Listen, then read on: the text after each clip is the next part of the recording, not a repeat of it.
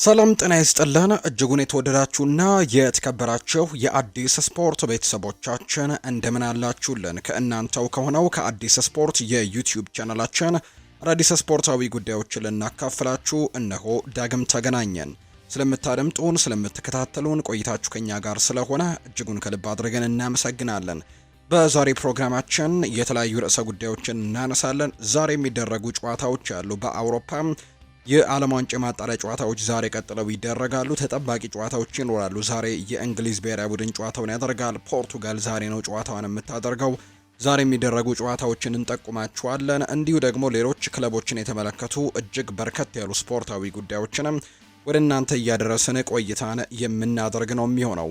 ፏድ ባህሩ የዛሬውን ፕሮግራም እየመራው ከእናንተ ጋር ቆይታን አደርጋለሁ። እናንተም ቪዲዮአችንን ላይክ፣ ቻናላችንን ሰብስክራይብ እያደረጋችሁ ቆይታችሁን ከኛ ጋር አድርጉ። ከመሸጋገሪያ በኋላ በድጋሚ ተመልሰን እንገናኛለን። አብራችሁኝ ቆዩ።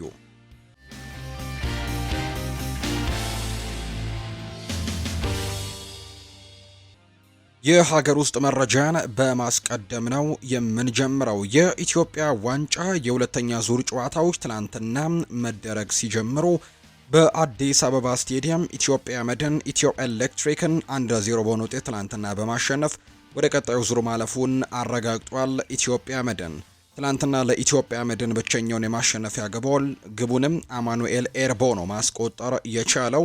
በዚህም እንግዲህ ኢትዮጵያ መድን ወደ ቀጣዩ ዙር ማለፉን ያረጋገጠ ቡድን ሆኗል። ሌላኛው ቀጥሎ የተደረገው መርሃ ግብር ደግሞ አርባ ምንጭ ከተማን ከቅዱስ ጊዮርጊስ ጋር ያገናኘው መርሃ ግብር ነበር። ይህ ጨዋታ በመደበኛው እንግዲህ የጨዋታ ክፍለ ጊዜ 0-0 በሆናቸው ውጤት ነው ጨዋታቸውን ያጠናቀቁት። በተሰጠው የመለያ ምት አርባ ምንጭ ከተማ 5-4 በሆነ ውጤት በማሸነፍ ወደ ቀጣዩ ዙር ማለፉን ያረጋገጠ ሌላኛው ቡድን ሆኗል። ውጤቱን ተከትሎ አርባ ምንጭ ከተማ ኢትዮጵያ መድንን በመከተልም ወደ ሶስተኛው ዙር የተሻገረ ሌላኛው ክለብ እንደሆነ ነው መረጃዎች እያሳዩ የሚገኙት።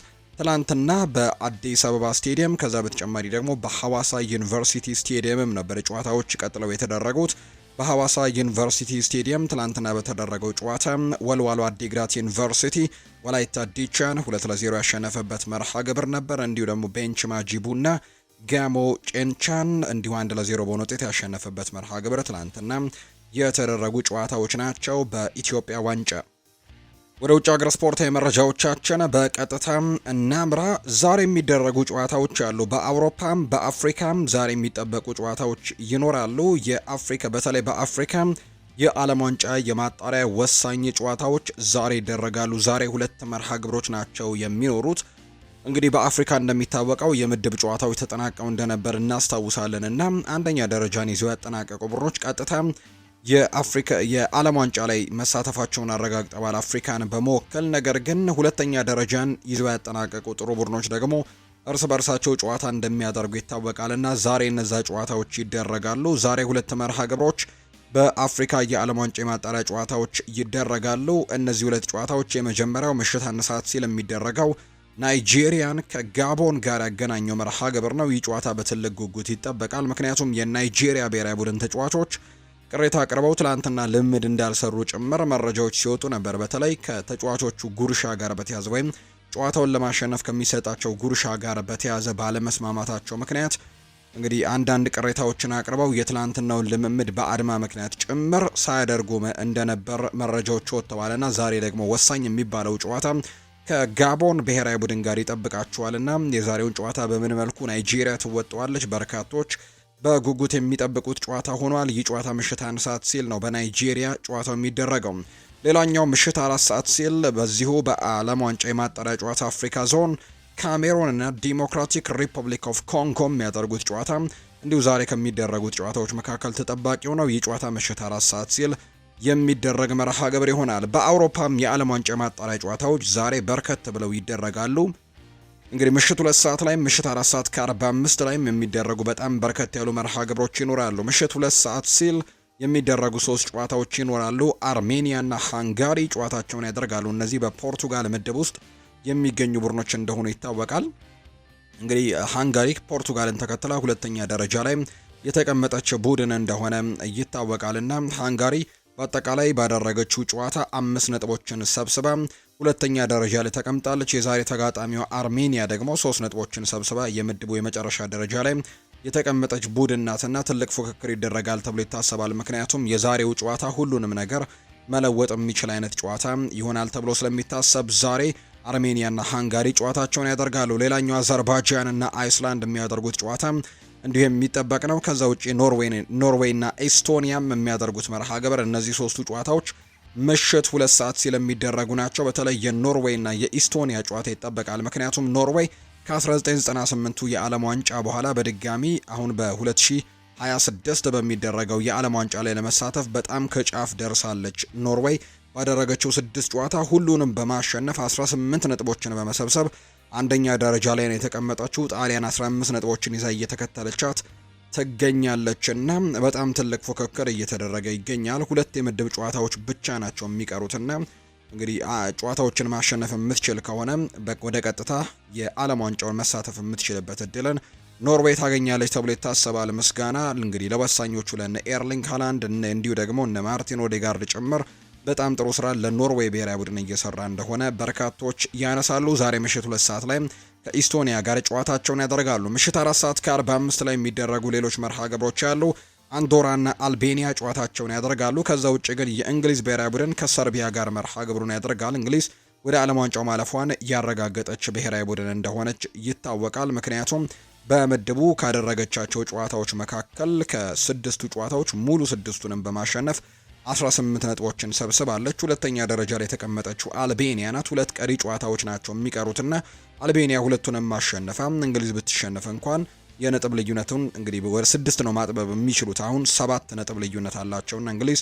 ወደ ዓለም ዋንጫው ማለፏን ያረጋገጠች ብሔራዊ ቡድን ሆናለች። ዛሬ ግን ከሰርቢያ ጋር መርሃ ግብሯን የምታደርግ ነው የሚሆነው። እንግዲህ በሀገራ ዛሬ ጨዋታዋን ታደርጋለች የእንግሊዝ ብሔራዊ ቡድን። ከዛ በተጨማሪ ፈረንሳይና ዩክሬን የሚያደርጉት መርሃ ግብርም ዛሬ የሚጠበቅ ጨዋታ ነው። ይህ ጨዋታ ምሽት 4 ሰዓት ከ45 ሲል ይደረጋል። ሞልዶቫና ጣሊያንም ጨዋታቸውን ያደርጋሉ። ጣሊያን አሁንም ቢሆን የኖርዌይን ውጤቶች ብትጠብቅም ሁለተኛ ደረጃ ሆና ለማጠናቀቅና እንዲሁ ፕሌይኦፍ ውስጥ ለመግባትም ጥረቶችን ታደርጋለች ተብሎ ይታሰባል።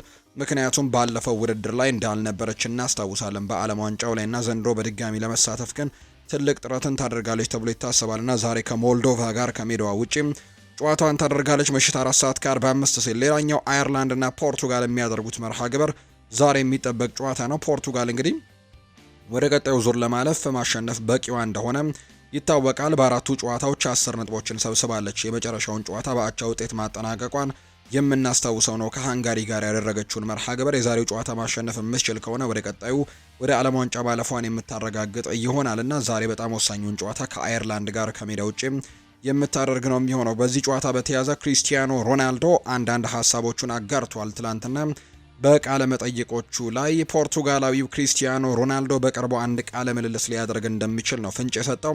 ስለ እግር ኳስ ያለኝን ሀሳብ በተመለከተ ለመነጋገር ምናልባትም በቅርቡ አንድ ቃለ ምልልስ ሳላደርግ አልቀርም ሲልም ጭምር ነው ክሪስቲያኖ ሮናልዶ የተናገረው። ከዛሬው የአየርላንድ ጨዋታ በፊትም አስቴቱን የሰጠው ክሪስቲያኖ ሮናልዶ በጣም ደስተኛ ነኝ፣ በማርቲኔዝ አሰልጣኝነት ስር ጥሩ ስራዎችን እየሰራን እንገኛለንና በጣም ጥሩ ነገሮችን የሚያመጣ ብሔራዊ ቡድን እንደሆነ ተስፋ አድርጋለሁ ሲልም ጭምር ነው የተናገረው። በጣም ጥሩ ጊዜም እያሳለፍኩኝ እንደሆነ ይሰማኛል ሲል ጭምር እንዲሁ ክሪስቲያኖ ሮናልዶ ሀሳቡን ሰጥቷል። በሚቀጥለው የዓለም ዋንጫ ውድድር መጫወት ፈልጋለሁ። እንደዛ ባይሆን ኖሮና መጫወት ባልፈልግ ኖሮ አሁን ላይ በብሔራዊ ቡድን ውስጥ ባልነበርኩ ነበር ሲል ክሪስቲያኖ ሮናልዶ ሀሳቡን ሰጥቷል።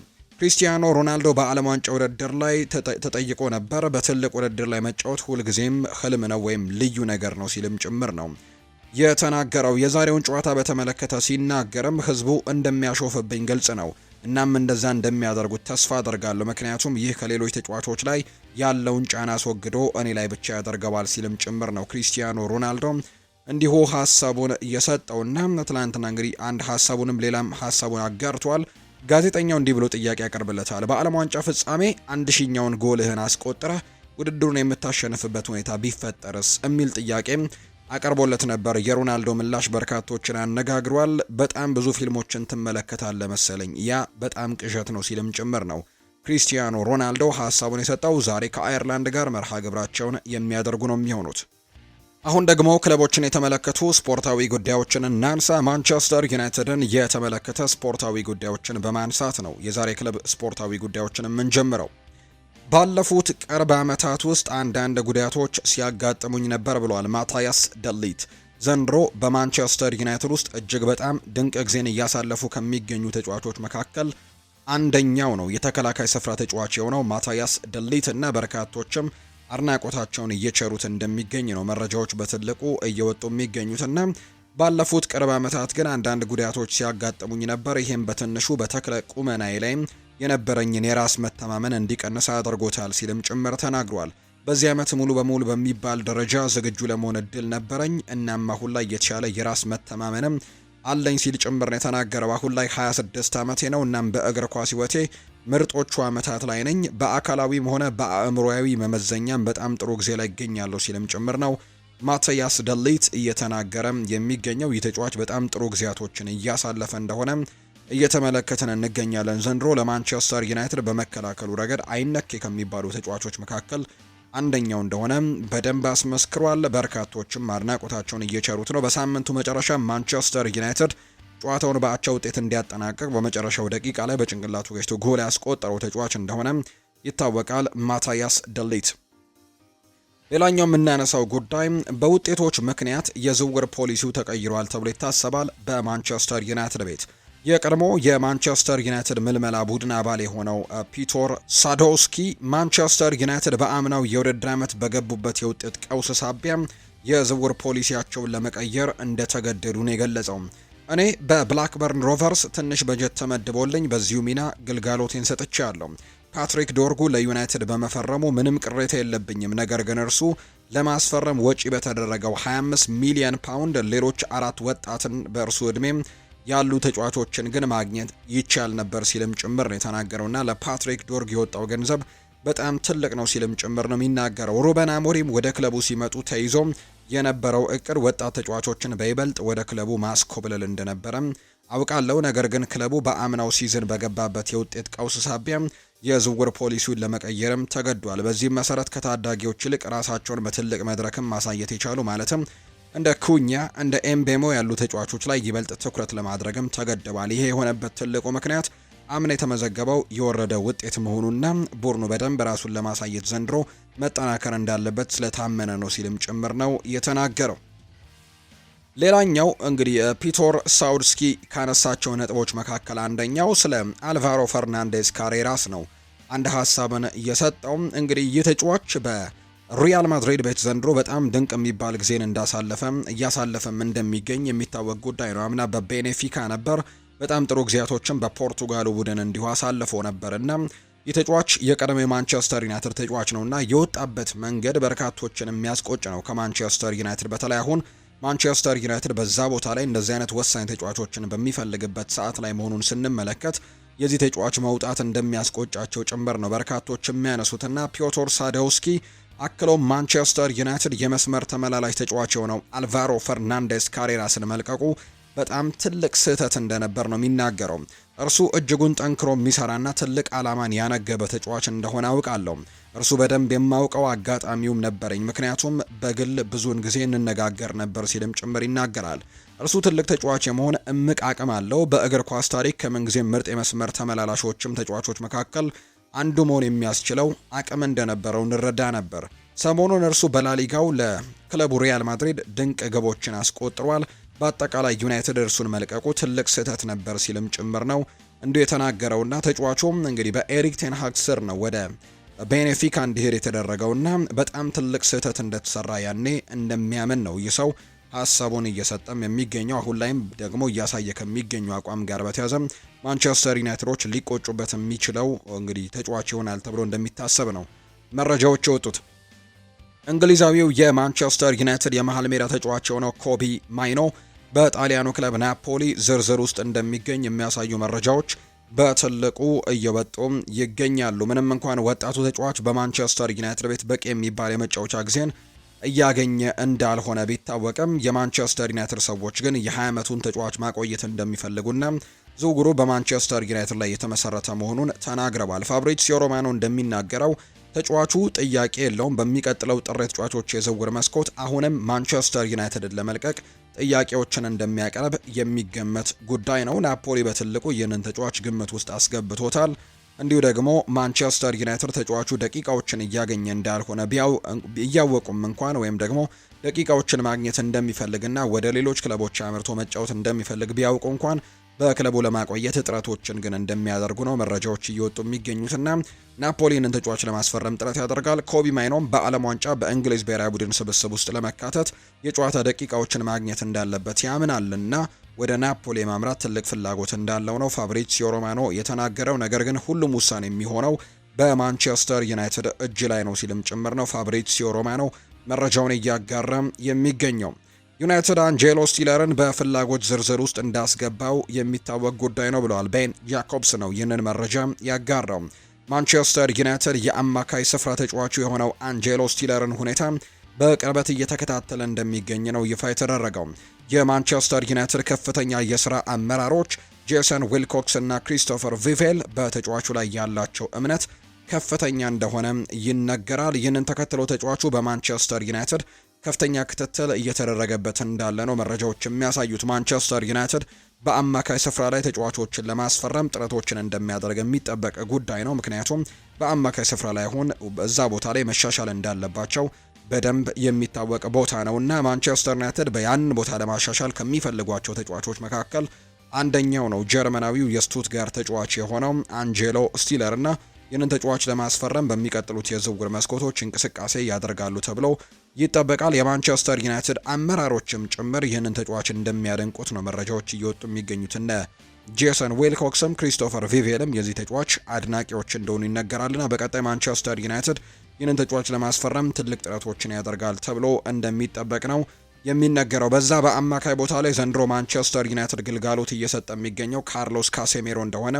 ይታወቃል። እርግጥ ነው ካርሎስ ካሴሜሮ ጥሩ ግልጋሎቶችን ሰጥቷል። እንግዲህ አንድ ቁጥርን እየተመለከትኩ ነበር። ሁስኮርድ ባወጣው መረጃ መሰረት ካርሎስ ካሴሜሮ በማንቸስተር ዩናይትድ ሜዳ ላይ በሚኖርበት ሰዓት ማንቸስተር ዩናይትድ ጎል የሚቆጠርበት ከ129 ደቂቃዎች አካባቢ በኋላ ነው። ማንቸስተር ዩናይትድ ካርሎስ ካሴሜሮን ሜዳ ላይ ይዞ በገባባቸው ጨዋታዎች ማለት ነው ወይም ደግሞ 129 ደቂቃ አካባቢ ይፈጃል ካርሎስ ካሴሜሮ ሜዳ ላይ ካለ ማንቸስተር ዩናይትድ ላይ ጎል ለማስቆጠር። ነገር ግን ካሴሜሮ በሌለባቸው ሰዓታት ግን ወይም ሜዳ ላይ ባልሆነባቸው ሰዓታት ግን ዩናይትድ ጎል የሚቆጠርበት በየ25 ደቂቃው እንደሆነ ቁጥሮች ያሳያሉ እና ዘንድሮ በጣም ጥሩ የሚባሉ ጊዜያቶችን እያሳለፈ እንደሆነ ይታወቃል። ነገር ግን እድሜውም እየገፋ ነው። እንዲሁም ፕሪሚየር ሊጉ ከሚፈልገው አካላዊ ነገር ጋር እንዲሁ ደግሞ ከፍጥነት ጋርም በተያዘ ጥያቄዎች እንደሚነሱ ይታመናልና በሚቀጥሉት ጊዜያት እንደሚተካም የሚታወቅ ጉዳይ ነው። ነገር ግን ማንቸስተር ዩናይትድ አሁን ላይ በዚህ ተጫዋች ደስተኛ እንደሆኑ ይነገራል። ብራዚላዊው የመሃል ሜዳ ተጫዋች ነው ካሴሜሮ በማንቸስተር ዩናይትድ ያለው ኮንትራት በአመቱ መጨረሻ እንደሚጠናቀቅ የሚታወቅ ጉዳይ ነው እና አሰልጣኝ ሩበን አሞሪም ካሴሜሮ በቡድናቸው ውስጥ በጣም አስፈላጊ ተጫዋች አድርገው እንደሚመለከቱት ነው የተነገረው። ለተጫዋቾችም ምሳሌ አድርገው የሚያነሱት ተጫዋች ነው ካርሎስ ካሴሜሮ። ምክንያቱም ሩበን አሞሪም ወደ ቡድኑ በመጣበት ጊዜ ተጠባባቂ ወንበር ላይ ከሚቀመጡ ተጫዋቾችና ተጠባባቂ ወንበርን ከሚያሞቁ ተጫዋቾች አንዱ ነበር ካሴሜሮ።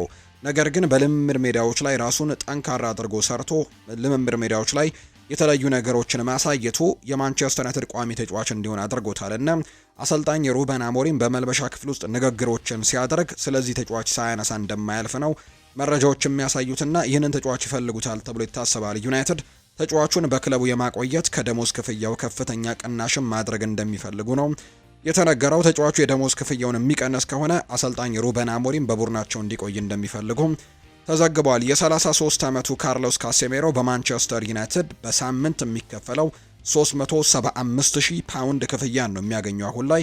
በሌላ በኩል በርካታ የሳዑዲ አረቢያ ሊግ ክለቦች አሁንም ካሴሜሮን የማስፈረም ትልቅ ፍላጎት እንዳላቸው ይነገራልና በቀጣይ የዚህ ተጫዋች ጉዳይ እልባት ያገኛል ተብሎ እንደሚታሰብ ነው ፋብሪዚዮ ሮማኖ መረጃውን እያጋራ የሚገኘው። ከማንቸስተር ዩናይትድ ጋር በተያያዘ የመጨረሻው መረጃችን የምናደርገው ቤንጃሚን ሼስኮን የተመለከተ መረጃ ነው።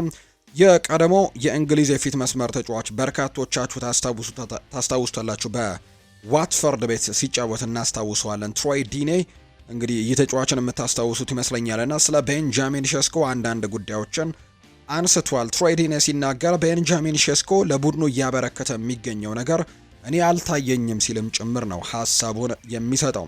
ትሮይ ዲኔ ስለ ቤንጃሚን ሼስኮ ሲናገር ሲያዩት ቁመቱ የቀጭኔ ልጅ ነው የሚመስለው፣ ነገር ግን ለቡድኑ ያደረገው ነገር በጭራሽ የሚታየኝ ነገር አይደለም ሲልም ጭምር ነው የተናገረውና የቀድሞው የዋትፈርድ ተጫዋች ትሮይ ዲኒ አያይዞ እሱ ሜትር ከ93 ይረዝማል፣ ነገር ግን እኔ አንዳንድ ጊዜ ከሱ የተሻለ ጠንካራ እንደሆንኩኝ ይሰማኛል ሲልም ጭምር ነው ትሮይ ዲኒ የተናገረውና እንግዲህ ቤንጃሚን ሼስኮ በማንቸስተር ዩናይትድ ቤት እያደረገ ያለው ነገር ምንም እየታየኝ አይደለም ሲልም ጭምር ነው ሀሳቡን እየሰጠ የሚገኘው። ነገር ግን አንዳንድ የቀድሞ ተጫዋቾች ግን ለምሳሌ ያክል ወይን ማርክ ሩኒ የተጫዋች ከራስመስ ሆይሉንድ የተሻለ ነገሮችን ማድረግ እንደሚችልና ጊዜ የሚሰጠው ከሆነ እድሎች የሚሰጡት ከሆነ ጥሩ ነገሮችን ማሳየት እንደሚችል ያምናል። እንዲሁ ደግሞ ጎል ማስቆጠር ላይ አሁን በደንብ ነገሮችን መስራት እንዳለበት ነው ወይን ማርክ ሩኒ ሰሞኑን ሀሳቡን የሰጠው። ከቤንጃሚን ሼስኮ ጋር በተያያዘ አንዳንድ ጉዳዮች እየተነሱ ይገኛሉ። ተጫዋቹ በተለይ ደግሞ ሳይኮሎጂካሊ ጠንካራ መሆን እንዳለበትና በራስ መተማመኑን ከፍ ማድረግ እንዳለበት ነው እየተገለጸ የሚገኘው።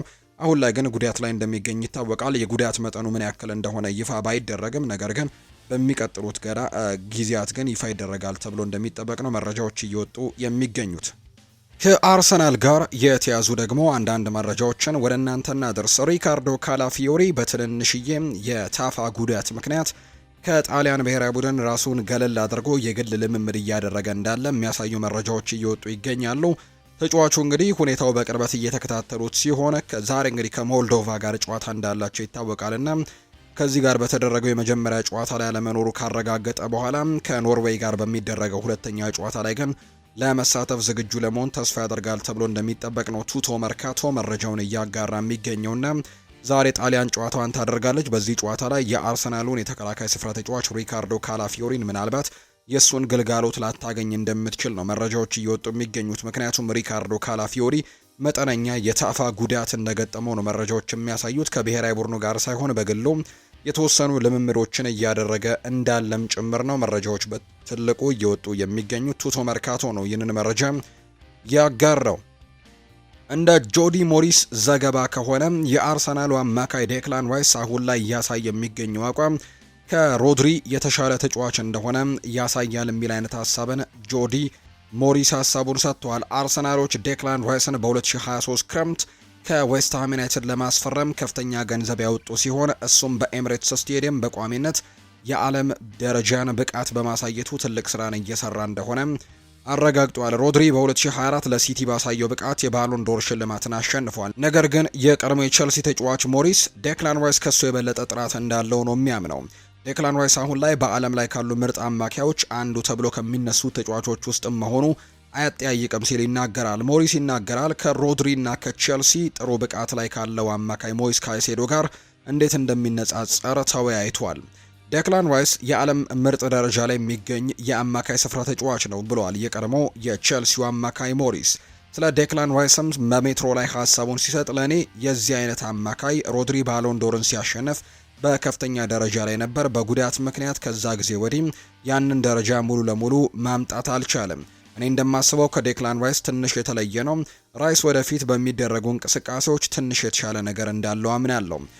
ዴክላን ራይስ እንደ 6 ቁጥር በከፍተኛ ደረጃ መጫወት ይችላል። ነገር ግን እዚያ እንዲቆይ ስታደርገው ደግሞ ሊሰጥ ከሚችለው ነገር ትንሽ ትወስዳለህ ብዬ አስባለሁ። ባለፈው የውድድር ዘመን መጨረሻ ላይ በዚህ የውድድር ዘመን እንደ 8 ቁጥር ሆኖ የበለጠ ሲጫወት እየተመለከትኩት ነው። ነገር ግን እሱ ከላይኛው ደረጃ ላይ እንደሆነ አስባለሁ። በጣም ጥሩ ደረጃ ላይ የሚገኝ ተጫዋች ነው። እኔ በአንደኝነትም ላስቀምጠው እችላለሁ። የቼልሲ ደጋፊዎች ካይሴዶ የተሻለ ተጫዋች እንደሆነ ይሰማቸዋል። የአርሰናል ደጋፊዎች ግን ዴክላን ራይስን በማንም አይለውጡትም ብሏል። ሞሪስ ይቀጥልና ለሰማያዊዎቹ ክለብ ያለው እንግዲህ ዝንባሌ ቢኖርም ሁለቱም የዓለም ምርጥ ደረጃ ላይ የሚገኙ ተጫዋቾች ናቸው። ካይሴዶም እንዲሁ ዴክላን ራይስም ካይሴዶን በማሞገስም ሲናገር ራይስ የዓለም ምርጥ ደረጃ ላይ ያለ ተጫዋች ነው ብዬ አስባለሁ። ካይሴዶም እንደዛው ያለ ተጫዋች ነው ብዬ ገምታለሁ። ግራቨንበርች ባለፈው ዓመት የእነሱ ደረጃዎች ላይ መሆን ችሎ ነበር። የዓመቱ ምርጥ ቡድን ውስጥም መካተት ችሎ እንደነበር አስታውሳለሁ። ስለ ካይሴዶ ሲናገር ቼልሲ ለሱ የከፈለው ትልቅ ገንዘብ ይገባዋል ሲል ይናገራል። ከ100 ሚሊዮን ፓውንድ በላይ የሚያወጣ ማንኛውም ሰው ምን ያክል ጥሩ እንደሚሰራ ተጨማሪ ትኩረትም ይኖረዋል። ነገር ግን ባሳየው የአፈጻጸም ደረጃ መሰረት ከከፈለው በላይም ዋጋ አለው ብዬ አስባለሁ። ባለፈው የውድድር ዘመን ድንቅ እንደነበር አይቻለሁ። በዚህ የውድድር ዘመን ደግሞ ኳሱ በእጁ ላይ ሲሆን የበለጠ የራስ መተማመን እንዳለውም ተመልክቻለሁ። እሱ ጎሎችን ከመፍጠር በተጨማሪ ከሚመርጣቸው ኳሶች መካከል አንዳንዶቹና የሱ አጠቃላይ ደግሞ አፈጻጸም ሁሉንም ነገር የሚያደርግ አማካይ ያደርገዋል። እሱ የአጥቂውን እንቅስቃሴም የሚያስተጓጉልና ኳስን የሚያጨናግፍ ጥሩ ተጫዋች ብቻ አይደለም፣ በሁሉም ነገሮች ላይ መስራት የሚችል አይነት ተጫዋች እንደሆነ ተመልክቻለሁ። ጎሎችን ማስቆጠርም እንደሚችል በዚህ ዓመት በደንብ እያሳየን ነው።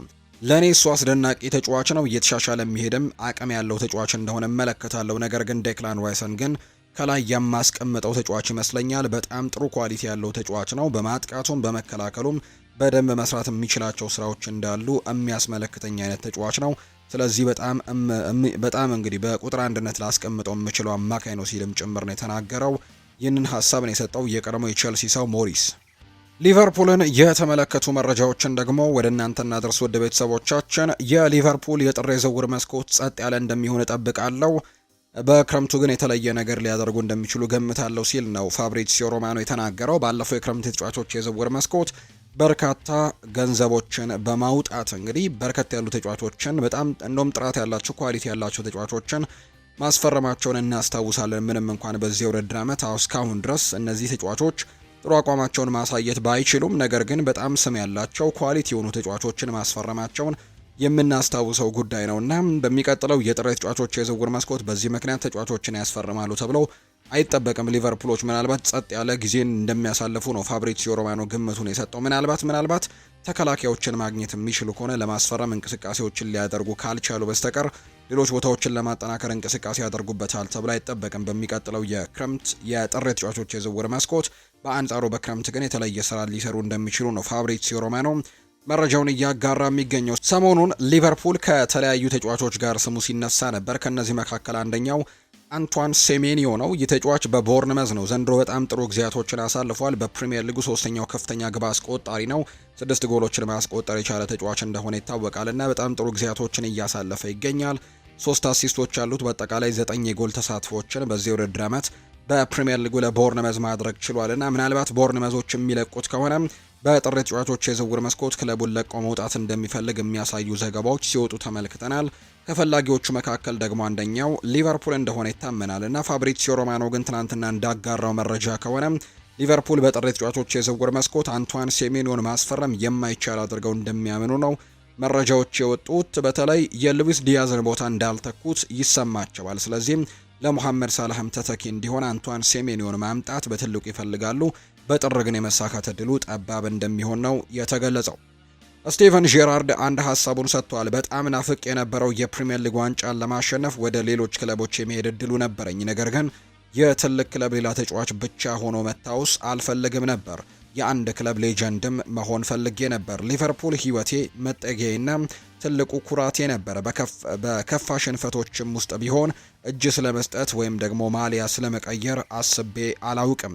በ2014 የነበረው መንሸራተት ዛሬም ያናድደኛል። እናም አንዳንዶች በዚች ቅጽበት እንደሚገልጹኝም አውቃለሁ። ነገር ግን መመለስ ብችል እንደገና ለመቆየት እመርጣለሁ። ምክንያቱም በሐዘንም ቢሆን ለአንድ ክለብ መታመን ከማንኛውም የወርቅ ሜዳሊያ በላይ ትልቅ ዋጋ አለው ሲልም ጭምር ነው የሊቨርፑሉ ሌጀንድ ስቴቨን ጄራርድ ሀሳቡን እየሰጠም የሚገኘው። ማንቸስተር ሲቲን ደግሞ የተመለከቱ መረጃዎችን እናንሳ።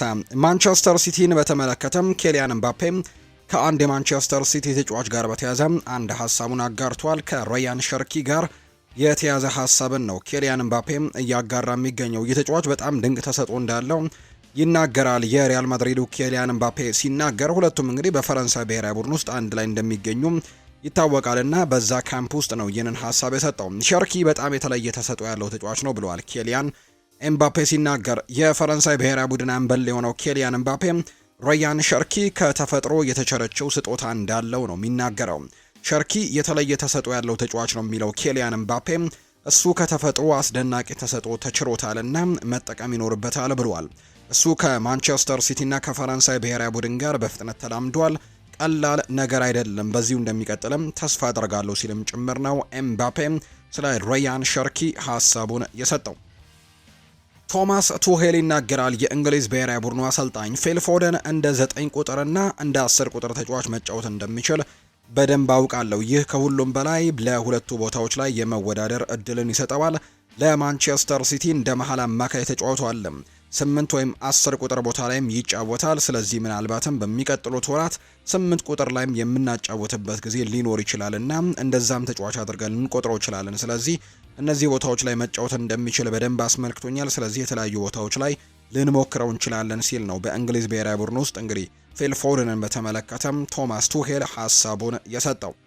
ጄምስ ትራፎርድ ከማንቸስተር ሲቲ መልቀቅ የተረጋገጠ ይመስላል። ምክንያቱም የእሱ ፍላጎት እንግዲህ በማንቸስተር ሲቲ መቆየት ሊሆን እንደማይችል ነው አሁን ላይ እየታመነው የሚገኘው። ምክንያቱም ጂያንሉጂ ዶናሩማ መምጣቱን ተከትሎ የዚህ ተጫዋች የመሰለፍ ዕድል በጣም ጠባብ እንደሆነ የምናውቀው ጉዳይ ነውና ጄምስ ትራፎርድ በቋሚነት መጫወት የሚችልበትን ክለብ መቀላቀል እንደሚፈልግ ይነገራል። ማንቸስተር ሲቲ ደግሞ ያንን እድል ይሰጠዋል ተብሎ አይታሰብም። ስለዚህ ከዚህ ቡድን የሚለቅበት እድል በጣም ሰፊ እንደሚሆን የሚያሳዩ መረጃዎች ናቸው እየወጡ የሚገኙት።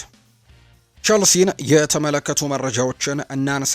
የምዕራብ ለንደኑ ክለብ ቸልሲ ስሙ ከሪያል ማድሪዱ የፊት መስመር ተጫዋች ሮድሪጎ ጋር እየተያዘ እንደሆነ ይታወቃል። ምንም እንኳን ቸልሲ ብቻ አይደለም እዚህ ተጫዋች ላይ ፍላጎት አለው። እነ ማንቸስተር ሲቲም፣ እነ ማንቸስተር ዩናይትድ፣ እነ አርሰናል፣ ሊቨርፑል፣ ቶትንሃም በርከት ያሉ የእንግሊዝ ክለቦች እዚህ ተጫዋች ላይ ፍላጎት እንደነበራቸው ባለፈው የክረምት የተጫዋቾች የዝውውር መስኮት ጭምር የምናስታውሰው ጉዳይ ነውና ቸልሲ ግን ጠንካራ ብሎ ሰሞኑን ስሙ ከዚህ ተጫዋች ጋር እየተያዘ እንደነበር የምናስታውሰው ነው። ይሁን እንጂ ቸልሲዎች ሮድሪጎን የማስፈረም ፍላጎት አላቸው መባሉን ውድቅ አድርገውታል። ቸልሲዎች ይህንን ምላሽ ነው የሰጡት። እንግዲህ ይህንን ተጫዋች ለማስፈረም ምንም አይነት እንቅስቃሴ እንዳላደረጉና ፍላጎት አላቸው ተብሎ መነሳቱም ሐሰት መሆኑን ጭምር ይናገራሉ ቸልሲዎች። ስለዚህ ሮድሪጎ በጥር ተጫዋቾች የዝውውር መስኮት ሪያል ማድሪድን ይለቃል ተብሎ እንደማይጠበቅም ጭምር ነው የተነገረው። ምንም እንኳን በአሰልጣኝ ሻቪ አሎንዞ ስር አሁን ላይ የመሰለፍ እድሎች እየተሰጡት ባይሆንም እንዲሁ ደግሞ እየተሰጡት በሚገኙት ጥቂት ደቂቃዎች ምክንያትም በጣም ብስጭት ውስጥ እንደገባ ቢነገርም ነገር ግን አሁንም ቢሆን ሮድሪጎ በጥር ተጫዋቾች የዝውውር መስኮት ሪያል ማድሪድን ለቆ ይወጣል ተብሎ እንደማይጠበቅ ነው መረጃዎች የሚያሳዩት። ይልቁኑ ኤንድሪክ ኦሎምፒክ ሊዮንን በውሰት ለመቀላቀል መቃረሙን ተከትሎ ሮድሪጎ በክለቡ ሊቆይ እንደሚችል ነው እየተገለጸ የሚገኘው። ይሁን እንጂ ሮድሪጎ በሚቀጥለው ክረምት የተጫዋቾች የዝውውር መስኮት ግን ወደ ሌላ ክለብ የሚያመራበት እድል በጣም ከፍተኛ ሊሆን እንደሚችል ግምቶች እየወጡ ይገኛሉ። በሌላ መረጃ የሪያል ማድሪዱ ፕሬዝዳንት የሆኑት ፍሎሬንቲኖ ፔሬስ በአሰልጣኝ ሻቪ አሎንዞ እምነት እንዳላቸውና ሙሉ ድጋፍ መስጠታቸውም ጭምር ነው የሚነገረው። በኋላ ላይ እናነሳዋለን ከሪያል ማድሪድ ጋር በተያያዘ። ነገር ግን በሻቪ አሎንዞ እና በክለቡ ተጫዋቾች መካከል አንዳንድ ሰጣ ገባዎች መፈጠራቸው የሚታወስ ጉዳይ ነውና ሻቪ አሎንዞም ስራውም ከብዶታል የሚሉ መረጃዎች በትልቁ ሲወጡ ነበር። በኋላ ላይ የሪያል ማድሪድ ጉዳዮችን ስናነሳ በስፋት እናነሳዋለን። የመረጃው ምንጭ ግን ፋብሪሲዮ ሮማኖ ነው። ኮል ፓልመር ጉዳት ላይ እንደሆነ ይታወቃልና ቸልሲዎች ወሳኝ ተጫዋቻቸው እንደሆነ ይታመናል። ስለዚህ ኮል ፓልመር መቼ ነው ወደ ሜዳ የሚመለሰው የሚሉ ጥያቄዎች በተደጋጋሚ ይነሳሉ። እንግሊዛዊው የሰማያዊዎቹ የፊት መስመር ተጫዋች የሆነ ኮል ፓልመር የቡድን ልምምድ ለመጀመር መቃረቡ ነው እየተገለጸ የሚገኘው። ኮል ፓልመር በቀጣይ ከባርሴሎና ጨዋታ በፊት ወደ ሜዳ ለመመለስም ኢላማ ማድረጉ ነው እየተነገረ የሚገኘው። ፓልመር በባርሴሎና የአውሮፓ ቻምፒየንስ ሊግ ጨዋታ ለመሳተፍም ትልቅ ፍላጎት እንዳለው ዴይሊ ሜል የተባለው የመረጃ ምንጭ እየተናገረ ይገኛልና ኮል ፓልመር በቅርብ ጊዜያት ወደ ቡድኑ እንደሚመለስ ነው መረጃዎች እየወጡ የሚገኙት። ጆን ኦቢ ሚኬል ስለ ሮበርት ሳንቼዝ ይናገራል። በጨዋታው ላይ የተወሰነ መሻሻልን እያሳየ እንደሆነ ተመልክቻለሁ። ይህንን ደግሞ ሁላችንም ያስተዋልን ይመስለኛል ሲል ይናገራል። ጥሩ ሲጫወት ለሱ ክብር መስጠት የግድ ይኖርብናል። አዎ ሳንቼዝ ካለፈው የውድድር ዘመን ጋር ሲነጻጸር ትንሽ ተሻሽሏል። ጥቂት ስህተቶችን ብቻ ነው እየሰራ የሚገኘው ዘንድሮ። በሲዝኑ መጀመሪያ ላይ ጥቂት ስህተቶች አጋጥመውት ነበር። አሁን ላይ ግን በአፈጻጸም ረገድ የበለጠ ወጥነት ያለው ግብ ጠባቂ እየሆነ ነው። ሆኖም ግን አሁንም በጣም ከፍተኛ ደረጃ ያለው ግብ ጠባቂ ቸልሲ እንደሚያስፈልገው ግን ማመን አለብን። ስለዚህ ሮበርት ሳንቼዝ እየተሻሻለ እንደሆነ እንኳን ብናምንም ነገር ግን ሌሎች ግብ ጠባቂዎች በጣም ጥሩ ደረጃ ላይ የሚገኙ ግብ ጠባቂዎች ግን አሁንም መምጣት እንዳለባቸው አስባለሁ ሲልም ጭምር ነው የተናገረው። ጆን ኦቢ ሚኬል ነው ይህንን ሀሳብ የሰጠው። ባርሰሎናን የተመለከቱ መረጃዎችን እናንሳ። ፕሪሚየር ሊግ የዓለም ምርጡ ሊግ ነው ብለዋል ፍራንኪ ዲዮንግ ነው ይህንን ሀሳብ የሰጠው።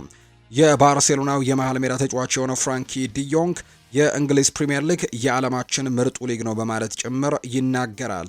ፕሪሚየር ሊግ የዓለም ምርጡ ሊግ መሆኑን አያጠራጥርም ያለው ዲዮንግ ነገር ግን ምርጥ ተጫዋቾች መሆንን ለማረጋገጥ ግዴታ እዛ መጫወት የለብህም ሲልም ጭምር ነው የተናገረው።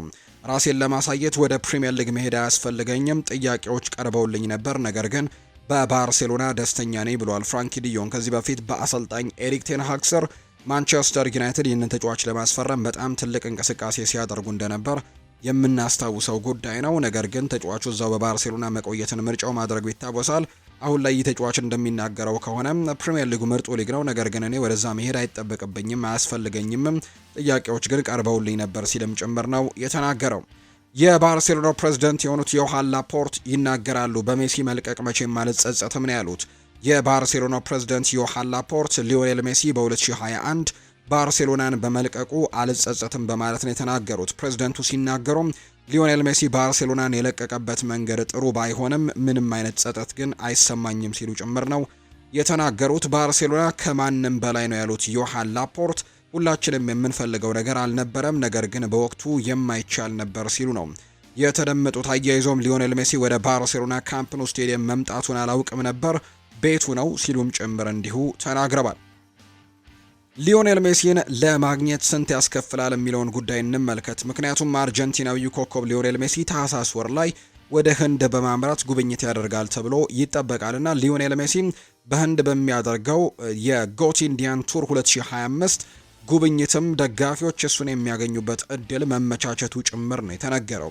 ደጋፊዎች ሊዮኔል ሜሲን ለማግኘት አንድ ሰው $12,000 ጀምሮ ክፍያ መፈጸም እንደሚጠበቅባቸው ነው የተነገረው። አጋጣሚው ደጋፊዎች ከሊዮኔል ሜሲ ጋር የግል ውይይት እንዲያደርጉም እንደሚመቻችላቸውና እንደሚያስችላቸው ጭምር ነው እየተነገረ የሚገኘው። በተጨማሪም ከሊዮኔል ሜሲ ጋርም ፎቶ የመነሳትና የተፈረመበት ማሊያንም የማግኘት እድሎችም ያገኛሉ። ነገር ግን ደጋፊዎች ይህንን ነገር ለማግኘት በአንድ ሰው $12,000 መክፈል እንደሚጠበቅባቸው ነው መረጃዎች በትልቁ እየወጡ የሚገኙት። ሪያል ማድሪድን የተመለከቱ መረጃዎችም እንዲሁ እናንሳ። ማድሪድ የስቴዲየሙን ስያሜ ቀይሮታል። የላሊጋው ክለብ ሪያል ማድሪድ የስቴዲየሙን የሳንቲያጎ ቤርናቢውን ስያሜና አርማ ላይ ማስተካከያ ማድረጉ ነው ይፋ የተደረገው። ይህንን ተከትሎ ከስቴዲየሙ ስያሜው ሳንቲያጎ የሚለውን በማስቀረት ቤርናቢው ስቴዲየም በሚል ብቻ መቀየሩን የተነገረው። ስለዚህ ከዚህ በፊት ሳንቲያጎ ቤርናቢው የነበረው ስቴዲየም አሁን ላይ ቤርናቢው ብቻ ተብሎ እንደሚጠራ ነው መረጃዎች የሚያሳዩት። በተጨማሪም አርማውን የስቴዲየሙ ውጫዊ ክፍል በሚያሳይ ምስልም ለውጠውታል ተብሏል። ሎስ ብላንኮቹ የስቴዲየሙን ስያሜ የቀየሩት ከገበያ ንግድ ጋር በተያዘ ምክንያት እንደሆነ ነው የሚነገረው። ሪያል ማድሪድ ስቴዲየሙን በክለብ ውስጥ በተጫዋችነትና በፕሬዝዳንትነት ጉልህ አሻራን ባሳረፉት ሳንቲያጎ ቤርናቢው ስም እንደሰየመው የሚታወቅ ነው እና አሁን ቤርናቢው ተብሎ ብቻ እንደሚጠራ ነው የተነገረው።